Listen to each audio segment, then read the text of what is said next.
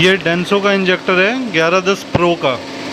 बिल्कुल रीडिंग बहुत एक्यूरेट है इसकी।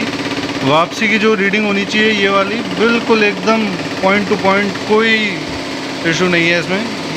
ये अभी रिपेयर किया गया है। गाड़ी में दिक्कत थी नॉकिंग की, स्मोक की, वाइट स्मोक आ रहा था स्टार्टिंग पे, फिर कभी कभी ब्लैक भी आता था।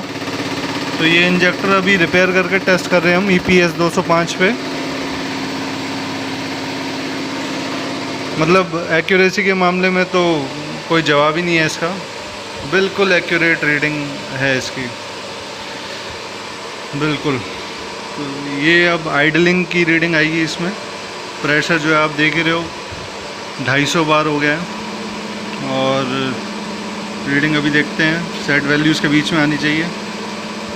रीडिंग भी बिल्कुल एकदम ऐसी आ रही है जैसे इंजेक्टर बिल्कुल नया हो, और चारों की बराबर।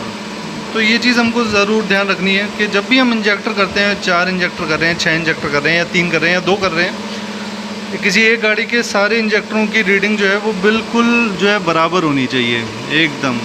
तो उसमें क्या है, कोई भी हंटिंग, मिसिंग, नॉकिंग इस प्रकार की दिक्कत नहीं रहेगी कभी भी।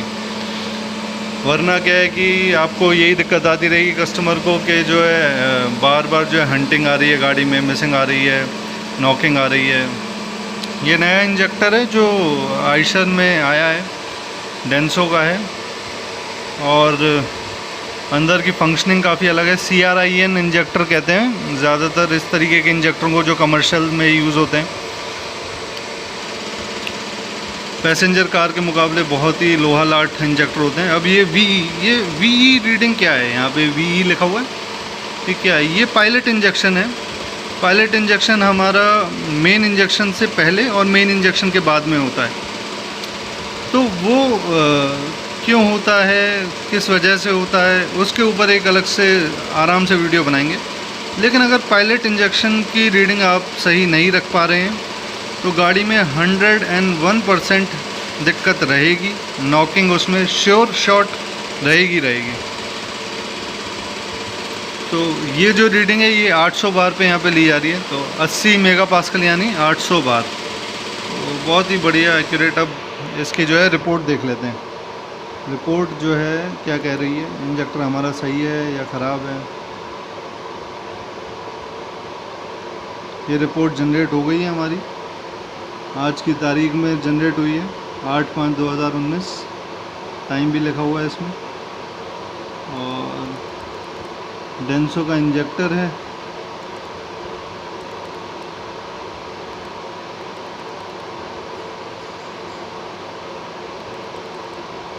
तो देखिए लीक टेस्ट है, लीक टेस्ट पे क्रॉस है, क्योंकि लीक टेस्ट मैं जनरली करता नहीं, क्योंकि अगर कहीं से लीकेज है तो वैसे ही दिख जाता है। अंदर से कोई चीज़ लीकेज है तो बाकी ये रीडिंग्स ख़राब आएंगी पक्का।